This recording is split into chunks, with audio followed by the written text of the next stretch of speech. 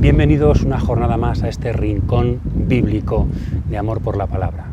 Seguimos siguiendo el Evangelio según San Marcos, seguimos siguiendo a Jesús, como dijimos, en la perspectiva del pan y del camino. Ahora nos vamos de viaje, nos vamos a Betsaida, pues que sea fructífero el camino. Bienvenidos.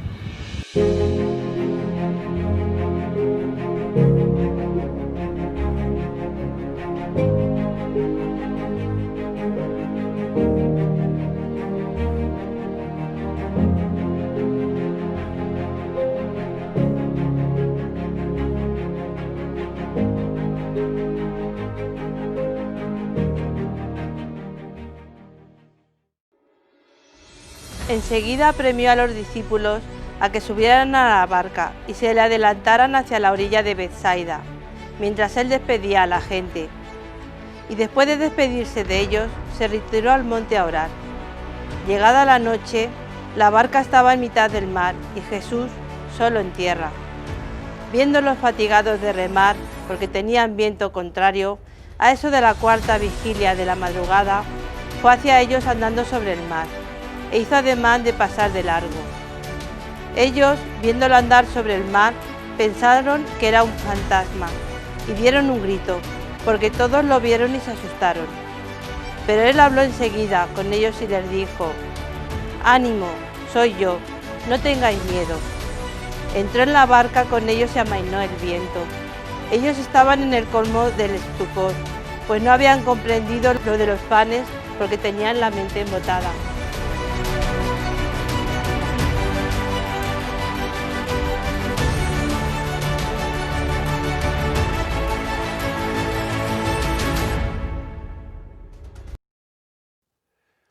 Vamos entonces con el viaje a Betsaida después de la multiplicación de los panes. Primero veamos un poquito la perspectiva geográfica. El lago de Galilea ya conocemos, decíamos que este lado, esta orilla, es la orilla occidental, la orilla judía, la orilla oriental, la otra orilla, es la orilla pagana, como veíamos en el milagro de los gerasenos. Cafarnaúm, sabemos que están, las ruinas se pueden visitar hoy, muy interesantes, está en el límite, está en el extremo noroccidental.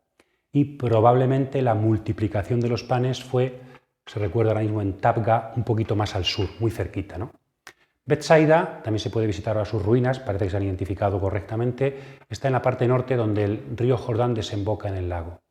Y Genesaret es una ciudad, Ginosar, se llama actualmente un kibutz que hay por allí, está en la parte central del oeste del lago. Bien, pues Jesús dice que en la multiplicación de los panes después les hace embarcar para Betsaida. Y vemos que anda sobre las aguas, los ve y desembarcan en Genesaret. O sea que de Betsaida nada, sino que en vez de ir al norte, entonces parece que cambiaron de opinión, el texto no dice nada. Tenemos que olvidarnos de la perspectiva de Betsaida. Pero es que después Jesucristo empieza a hablar de cosas raras, de tradiciones, de los fariseos, de no sé qué, y después se van a Fenicia, la región de Tiro y Sidón, que quedaría al noroeste, o sea, muy lejos de Betsaida. Pero es que después dice que se dirige por la Decápolis, que es, aquí está Damasco, esta es la Decápolis, toda la zona oriental, la zona pagana. Entonces ya parece que la perspectiva de Betsaida hay que olvidarla. Pero no, después nos dice en el capítulo 8 que hay una segunda multiplicación de los panes, seguramente hay que situar en esta orilla del lago, la segunda multiplicación de los panes, y después se embarcan de nuevo y por fin llegan a Betsaida.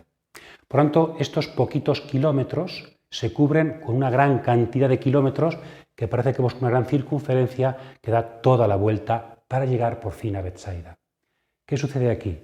Que ha habido una equivocación de Jesús, que los planes han cambiado, que las tradiciones que Marcos ha recogido luego no ha sabido colocarlas, dicen algunos, o no será también que hay un camino pedagógico de discipulado ahí puesto. Es decir, ¿no será todo este conjunto un largo viaje a Betsaida donde hace falta hacer un largo proceso discipular? A veces el camino recto no es la distancia más corta entre dos puntos, o siendo la distancia más corta, no es la distancia humana entre dos puntos.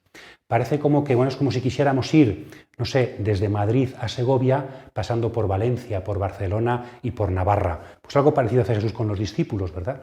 Entonces, ¿no será porque lo que sucede en ese viaje es muy importante para lo que va a suceder en Betsaida? ¿A qué van a Betsaida? y qué sucede en el camino.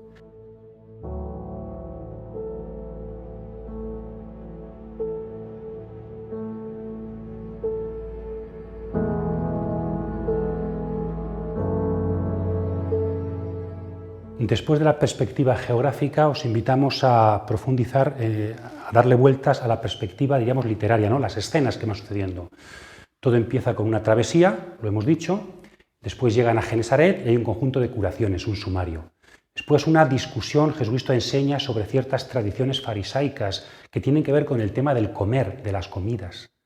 Después llegan a Fenicia, Tiro y Sidón, y hace un milagro, una mujer y una niña, donde se pone el ejemplo de las migajas que caen de la mesa, otra vez la perspectiva de la comida. Después la curación de un sordo, que además no podía hablar, ¿verdad? Porque como era sordo de nacimiento. Después llega la segunda multiplicación de los panes. Los fariseos piden un signo y no se da ningún signo. Y por fin llega la última travesía, donde Jesús dice que no comprenden nada y no han comprendido lo de los números de los panes. Y por fin llegan a Betsaida. Es decir, el viaje a Betsaida está incluido entre dos travesías por el lago. La importancia de las travesías. Esta es la tercera travesía que tenemos. Tuvimos una, ¿os acordáis?, con la tempestad calmada. Tenemos otra con la aparición de Jesús a los discípulos y tendremos luego otra con el diálogo clave sobre ¿entendéis o no entendéis? Tendremos algo parecido después, camino de Getsemaní, en el capítulo 14. Jesús utiliza los caminos, las travesías, el pasar de un lugar a otro para educar a sus discípulos. Es decir, lo importante no es solo lo que sucede en los lugares, sino que Jesús aprovecha el paso de un lugar a otro como clave para aprender cosas, para instruir a los discípulos. Aquí las travesías, el camino de Getsemaní también, muy importante. Por tanto, también nosotros no estaremos llamados a que se aprovechen las travesías. Tenemos que hacer esto y después en otro pueblo tenemos que hacer otra cosa. Entre medias no será momento clave para aprovechar también, para dialogar con Jesús por el camino. El camino y sus conversaciones espontáneas es clave para el discipulado. Aquí lo tenemos por dos veces, ¿no? Fijaos muy bien en el diálogo primero de la travesía y sobre todo en el diálogo de la segunda travesía después de la segunda multiplicación de los panes, porque ahí están las claves del viaje a Betsaida, un largo viaje que los discípulos tienen que recorrer para aprender a ser curados con el ciego en Betsaida. Desde allí fue a la región de Tiro. Entró en una casa procurando pasar desapercibido, pero no logró ocultarse. Una mujer que tenía una hija poseída por un espíritu impuro se enteró enseguida. Fue a buscarlo y se le echó a los pies. La mujer era pagana, una fenicia de Siria, y le rogaba que echase el demonio de su hija. Él le dijo: «Deja que se sacien primero los hijos. No está bien tomar el pan de los hijos y echárselo a los perritos». Pero ella replicó: «Señor, pero también los perros debajo de la mesa cogen las migajas que tiran los niños». Él le contestó: «Anda, vete, que por eso que has dicho el demonio ha salido de tu hija». Al llegar a su casa se encontró a la niña echada en la cama, el demonio se había marchado.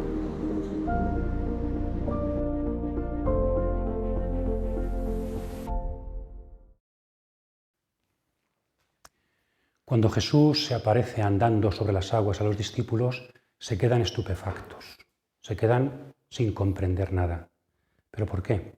¿Porque han visto un gran milagro que Jesucristo puede andar sobre el agua? No, dice el texto, porque no habían comprendido lo de los panes. ¿Y qué tenían que comprender? También se queda un poco estupefacto el lector ante Marcos, que deja el interrogante en el aire también para nosotros. Marcos, tampoco nosotros entendemos lo que había que entender, sí que era buen pastor, pero hay algo más en eso. Tenemos también nosotros que hacer la travesía con Jesús para comprender. ¿Qué hay que comprender? No se dice al principio, se dirá al final, pero tenemos que hacer un recorrido para comprender. Bien, ese recorrido, después de pasar por unas curaciones de Jesús, como siempre, nos vamos a tierra extranjera, pero antes de la tierra extranjera hay unas discusiones. Jesús habla un poquito sobre la tradición farisea que tiene que ver con las purificaciones para comer, que tiene que ver después con qué alimentos se pueden comer, qué no se pueden comer. Digamos una palabra sobre esto, ¿no?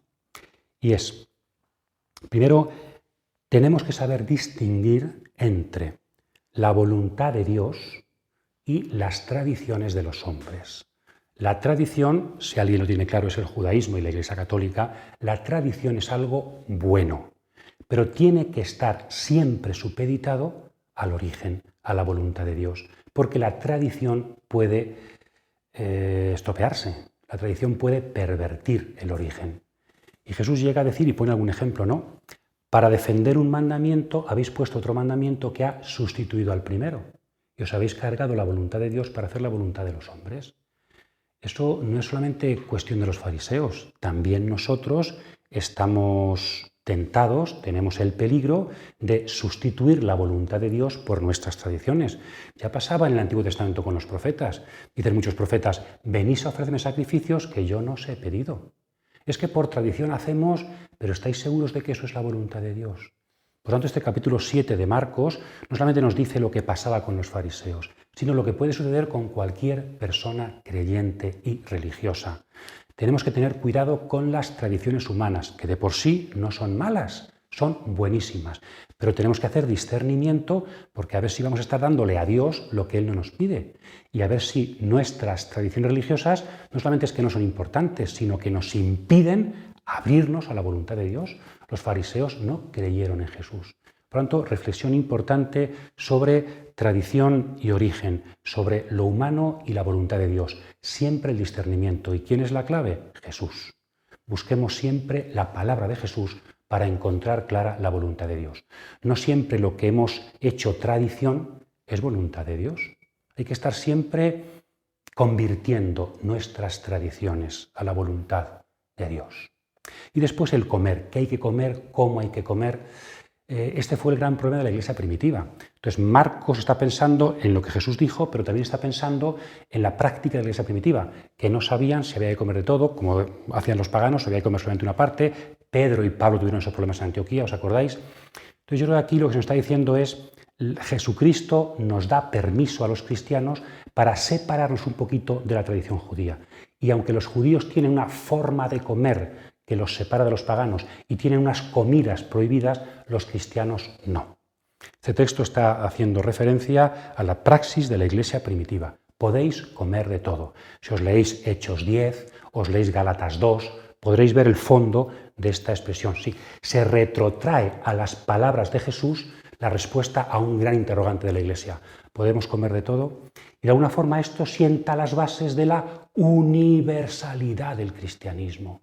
No somos un judaísmo renovado, sino que en el tema de las comidas se está viendo la apertura del cristianismo. Podemos comer de todo, podemos comer con todos, porque Jesucristo ha venido a traer una comensalidad abierta. Por eso, después de esta discusión de ley, de raíces, Jesús se va a tierra extranjera. La perspectiva geográfica universal y la perspectiva legal. Jesús está abriendo físicamente y está abriendo legalmente su misión, el reino, a todas las naciones. Y por eso llega ahora el texto precioso y llamativo de la mujer. Tenemos una mujer que tiene una hija endemoniada. Fijaos, mujer en aquel tiempo, endemoniado y encima pagano. No puede haber nada más impuro. Y llega Jesús y le dice con toda humildad, Maestro, cura a mi niña. ¿Y qué le dice Jesús? ¿Qué habríamos dicho nosotros? Ay, pobrecita, tal. No, le dice, no puedo curar a tu hija. Porque, y le pone un ejemplo de la comida, ¿verdad? La sección de los panes, ejemplo de la comida. No se puede dar el pan de los hijos a los perros. ¿Qué significa esto? Los perros son como los judíos consideraban a los paganos. Entonces yo no puedo dar el pan. ¿Qué es el pan? Mi misión. Yo he venido a misionar a los judíos, que son los hijos del reino. Y tú me estás pidiendo que a un perrito, a tu hija, a una pagana, le dé esto. Es un poco fuerte, ¿verdad? La perspectiva de Marcos, que la quiere insistir para que al lector le llame la atención. ¿Y la mujer qué hace? No va a denunciar a Jesús ante el fiscal y le dice que es un machista o que es un retrógrado. No, la mujer reacciona con absoluta humildad y dice, lleva razón, los perritos no merecen estar a la mesa, pero alguna vez caen migajas y pueden comer de ello. Y Jesús dice, ¡cuánta fe! Esto es la fe, saber que no mereces estar a la mesa, pero precisamente por ello vas a estar a la mesa. Es decir, Jesucristo quiere la humildad en la respuesta de fe. Tu fe hace que tu hija se cure. Y esa referencia a las migajas. ¿Os acordáis la pregunta, ¿por qué recogieron las migajas de la primera multiplicación de los panes? ¿Por qué era tan importante recoger las sobras? La palabra clave es migajas, la palabra original. Porque las migajas de la multiplicación de los panes hacen falta para llegar a los paganos. Aquí tenemos la clave y la relación entre este milagro en el extranjero y la multiplicación de los panes. Jesús es un pastor que da tanto pan que sobra también para los perritos, para los paganos. De hecho, ¿quiénes somos vosotros y yo? Paganos, perritos, gente que no tenía derecho al reino. Y en cambio, si somos humildes, Jesucristo ha venido a abrir la perspectiva para que también nosotros, que no lo merecíamos, podamos sentarnos. Porque este Mesías, este pastor, tiene tanto pan que llega para todos. Por tanto, la perspectiva universal de Jesús, que tiene que ver con la mesa abierta para todos, pero que solamente dará acceso a aquellos que lo aceptan con humildad. Porque nadie merecemos el reino, nadie merecemos tanto amor. Solo la humildad lo comprende y lo acepta, como esta mujer pagana que nos da hoy lecciones de fe.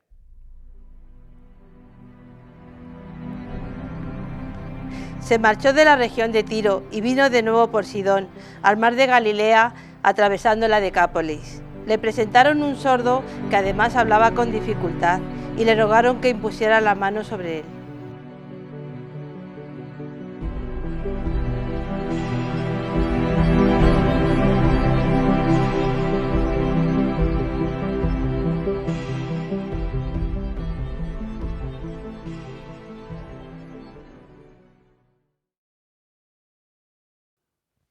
La perspectiva universal y pagana que teníamos con la mujer en Fenicia continúa con el milagro del sordo mudo, del sordo, porque estamos ahora en la Decápolis. Después veremos el significado profundo del sordo, pero ya desde ahora nos llama la atención esa palabra aramea que se ha conservado, efetá, ábrete. Los milagros, como hemos dicho tantas veces, no solamente se nos cuentan para recordar que Jesús hizo milagros y es el Mesías, sino que tienen también un significado simbólico y de fe para nosotros, para los discípulos de aquel tiempo y para nosotros los lectores creyentes del Evangelio.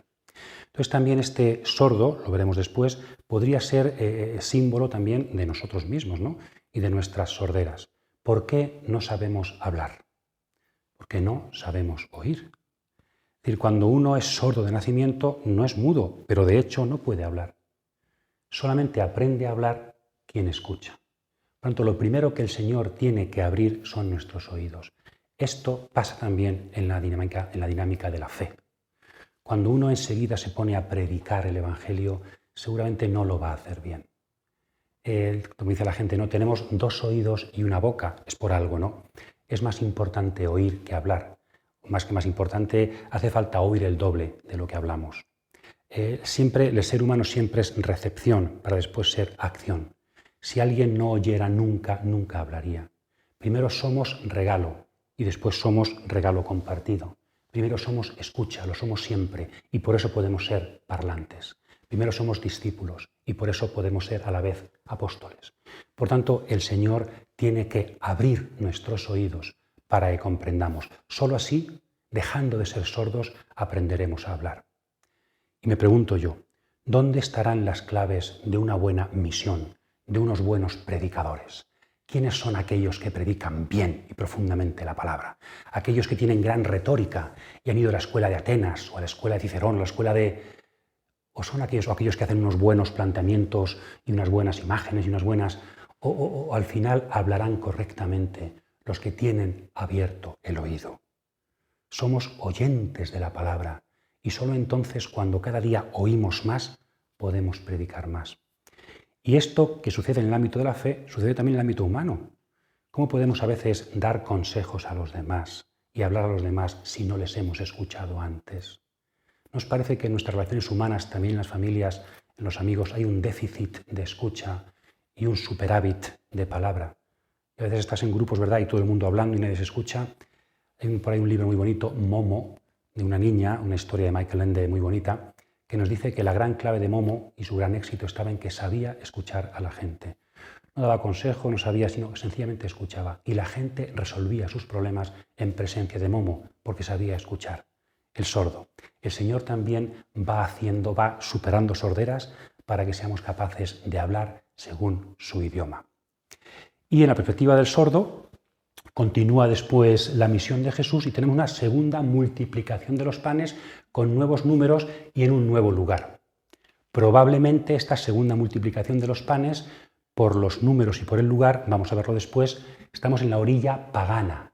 ¿Qué querrá decirnos? Jesucristo hizo una primera multiplicación de los panes en la orilla judía y ahora hace una segunda, repite el gesto en la orilla pagana. ¿Qué significado y alcance tiene esto? Pues va a seguir adelante diciéndonoslo. Los fariseos piden un signo y no nos metemos aquí, sería también muy interesante, pero no podemos decirlo todo. Jesucristo dice, no hay signo. En la fuente Q se dirá, no hay signo más que el de Jonás, pero hemos dicho que no nos metemos aquí. Nos metemos en la travesía, en ese precioso diálogo. No tenían panes, se quejaban de que no tenían panes. Y Jesús, ¿cómo que no tenéis panes? ¿Es que aún no habéis comprendido la multiplicación de los panes? Había solo un pan. ¿Qué significa esto? ¿Que los discípulos están preocupados porque no van a tener que comer? ¿Y Jesús qué quiere decir cuando dice, no entendéis nada de los números? ¿Cuántas sobras recogisteis? ¿Cuántos? ¿No entendéis nada? ¿Qué quiere decir? Que si tenéis un pan es suficiente para que yo haga otra vez la multiplicación. Con un pan sobra. ¿Significa esto? Hay algo más profundo. Yo creo que hay algo más profundo en dos direcciones. Primera, solo había un pan en la barca. ¿Dónde está ese pan? ¿Cuál era ese pan? En el capítulo 14 dirá Jesús, este pan es mi cuerpo. No estará aquí Marcos ya preparando aquel momento. Solo había un pan en la barca. Jesús va en la barca. ¿Quién es el pan? Jesús. Al final, muy cercano a la perspectiva de Juan, Jesús no es solo el pastor que nos trae pan y palabra, sino que sutilmente se nos va diciendo que Él mismo es el pan. Jesucristo no solamente es el que nos da de comer con su palabra preciosa y su perspectiva y horizontes alucinantes, sino que Él es la comida principal. Por eso en la Eucaristía la palabra es Jesús y el pan es Jesús. Jesucristo, por lo tanto, no es solo Moisés que nos da el maná, Juan capítulo 6, sino que Él mismo es el maná bajado del cielo. Por lo tanto, un solo pan. ¿Quién es ese pan? Jesús. Por lo tanto, los discípulos tienen que ir aprendiendo no solamente que Jesús es pastor, que da pan, palabra, sino que Jesucristo es el alimento de nuestro camino. El pan que Dios nos da para que en la barca podamos hacer cualquier travesía. Primera perspectiva. Y segunda, la pregunta sobre el número, los números. ¿Qué significan los números en las multiplicaciones? A los discípulos se les olvidó tomar pan y no tenían más que un pan en la barca. Y Él les ordenaba diciendo, «Estad atentos, evitad la levadura de los fariseos y de Herodes». Y discutían entre ellos sobre el hecho de que no tenían panes. Dándose cuenta les dijo Jesús, «¿Por qué andáis discutiendo que no tenéis pan? ¿Aún no entendéis ni comprendéis? ¿Tenéis el corazón embotado? ¿Tenéis ojos y no veis? ¿Tenéis oídos y no oís? ¿No recordáis cuántos cestos de sobra recogisteis cuando repartí 5 panes entre 5.000? Ellos contestaron, 12. ¿Y cuántas canastas de sobra recogisteis cuando repartí siempre entre 4.000? Le respondieron, 7. Él les dijo, ¿y no acabáis de comprender?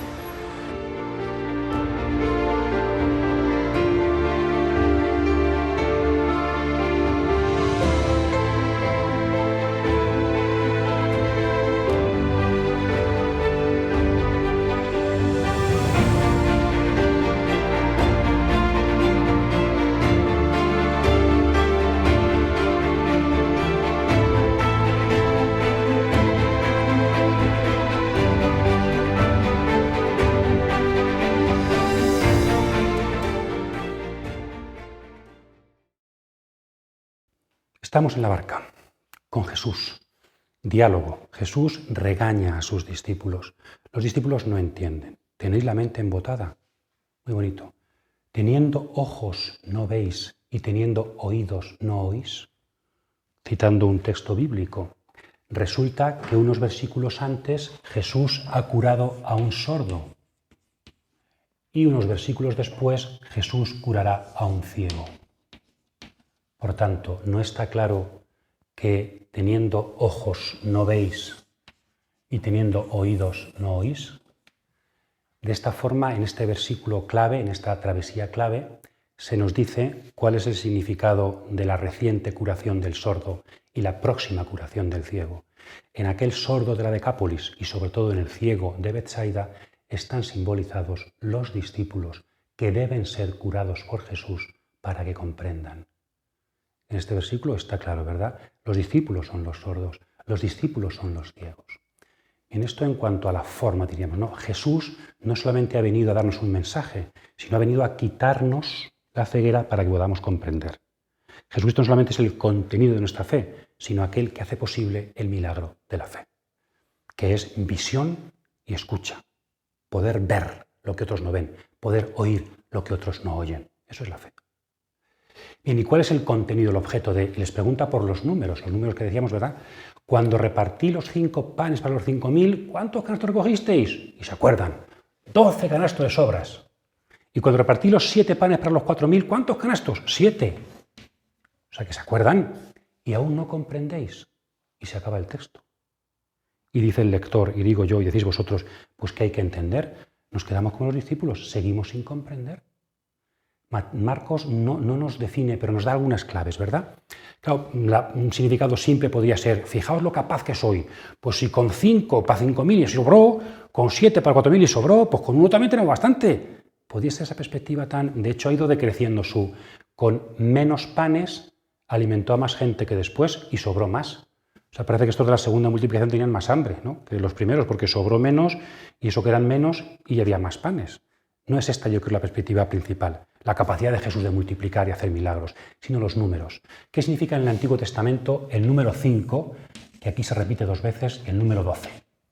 Pues como sabéis, 5 es el número sobre todo de los libros de la Torá. Es el Pentateuco. El principal texto es Moisés, es la Biblia. Y 12, el número de las tribus de Israel. Por tanto, el pueblo y su Torá son números que simbolizan a Israel. Y tiene que ver con la primera multiplicación de los panes que dijimos que fue en la orilla judía, en la orilla izquierda, en la orilla occidental. En cambio, el 7, Deuteronomio 7, es el número de las naciones que Jesús quitó de Canaán para que entrara a su pueblo. 12, número del pueblo de Israel. 7, número de los paganos. También en Hechos 6 aparecen los 7 diáconos porque van a empezar a ser evangelizados los paganos. Y 4 es el número de los 4 puntos cardinales. Por tanto, 7, que se repite, y 4 es el número de la universalidad de los paganos. Y esta multiplicación se hace en la orilla opuesta, en la orilla oriental, en la orilla pagana.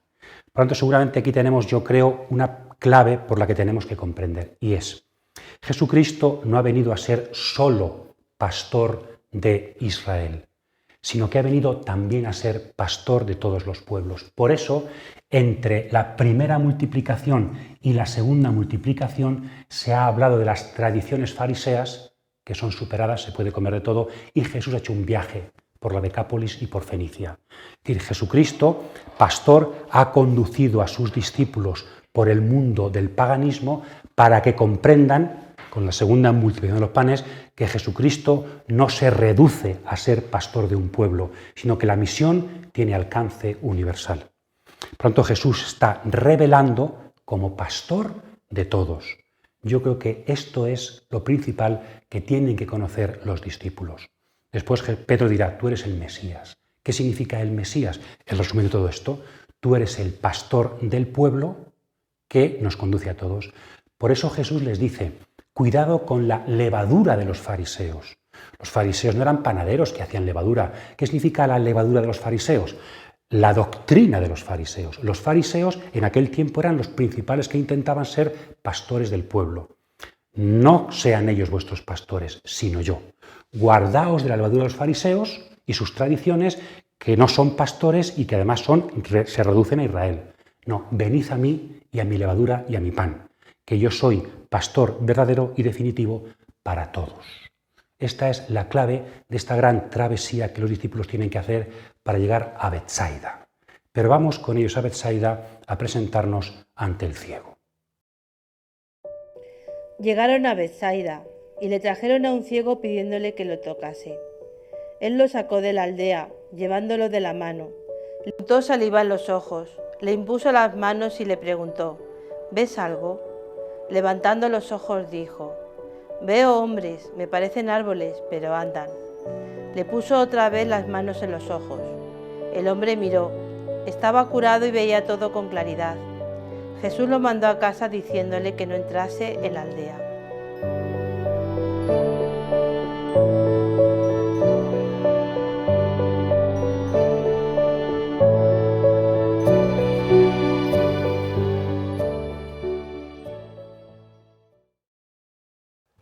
Llegamos por fin, como hemos dicho, a Betsaida para finalizar esta sección, este viaje, ¿no?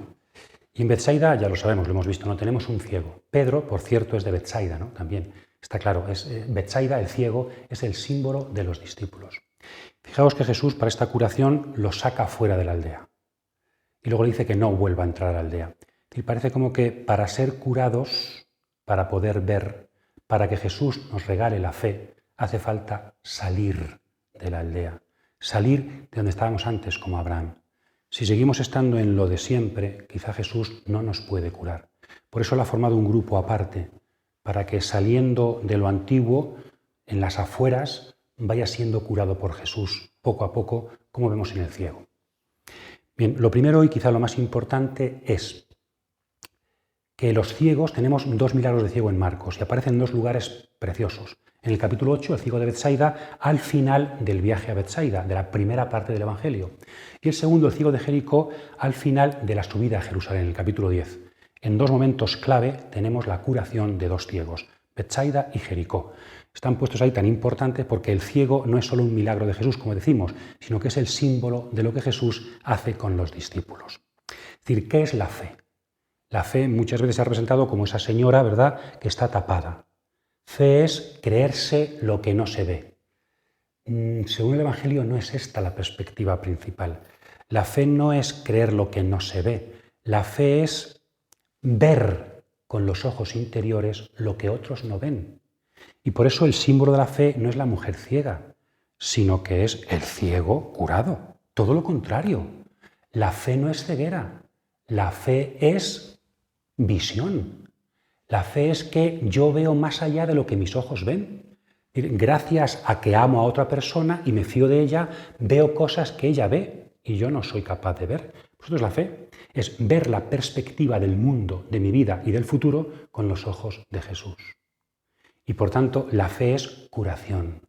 La fe es horizontes nuevos. Es como si a un ciego que había oído cosas y que le abren los ojos desde su nacimiento, nunca había visto nada y ahora empieza a ver. Eso es la fe. Por tanto, la fe no es imaginación, la fe no es credulidad, la fe no es imaginación. No, la fe es pura visión. La fe es certeza en otro. La fe es abrir los ojos. Ojalá que también nuestra fe sea cada vez más esto, ¿no? Pero claro, no podemos hacer nosotros. Yo no puedo abrirme los ojos.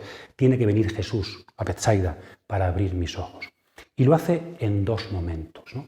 Primero le toca, la saliva le toca, la importancia de la saliva, ¿verdad?, de la tierra, de la encarnación para curarnos, muy importante también esto, no profundizamos, pero como Jesús, el encarnado, los sacramentos, lo físico, lo material, importante para salvarnos, palabra y materia. En un primer momento dice, ¿ves bien? Pues no te creas, porque veo como árboles que andan serán hombres, ¿no? Es decir, Jesús no le ha curado, ¿por qué? Yo le pregunto esto a mucha gente, ¿porque a Jesús le faltan fuerzas para curar? No.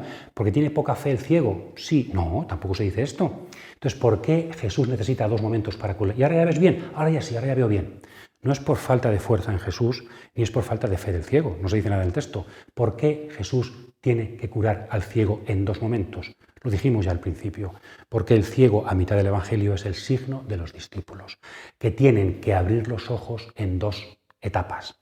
El Evangelio de Marcos está en 2 etapas. En la primera etapa van a descubrir a Jesús como Mesías. Es como el ciego que ya va viendo que no son árboles, son hombres porque andan, pero aún no ven lo suficiente. Hará falta la segunda parte del Evangelio, hasta el capítulo 16, hasta la muerte de Jesús, para que vean del todo y comprendan. Igual nosotros, cuando hemos empezado a ver y ya vamos intuyendo que anda, esto no son árboles, sino que son personas que andan, tengo fe. Cuidado, has empezado a tener fe, pero tienes que seguir avanzando. Aún no ves claro. ¿Por qué? ¿Porque te falta fe y te falta? No, porque tienes que seguir haciendo camino. Tienes que seguir dejando que Jesús te saque de la aldea para que continúe su obra en ti. Porque la fe no es un instante, la fe es un proceso, la fe es un camino que solo culmina cuando Jesús acabe y se entregue del todo. Y tú presente. Por tanto, el ciego de Betsaida es Pedro, es los discípulos, somos nosotros. Hemos tenido que hacer un largo camino que no comprendíamos, con mujeres extranjeras, con sordos, con multiplicaciones, con travesías. Hemos tenido que comprender nuestra ignorancia para que al final Jesús nos saque de lo nuestro y pueda hacer en nosotros el progresivo milagro del ver, el regalarnos la fe, que es un camino en su compañía.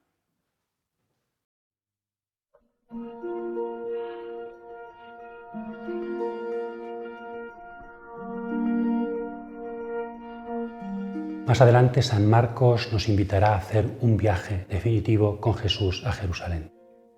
Antes ha habido otro viaje, a Betsaida, por los caminos de Galilea. Es un viaje de pastoreo universal. Es un viaje de discipulado en la ignorancia. Es un viaje sobre todo por los caminos de la fe. Jesús de Nazaret ha venido a curar nuestras sorderas y a sanar nuestras cegueras, porque quiere que veamos como Él, que veamos con Él. Podemos leer la Biblia y gustarnos mucho, pero si Él no nos cura, no la entenderemos. Podemos vivir la vida y gustarnos pero sin Jesús no podremos verla con la lucidez de la fe. Cautivados por la palabra, seguimos leyendo para encontrarnos con Jesús. Feliz semana.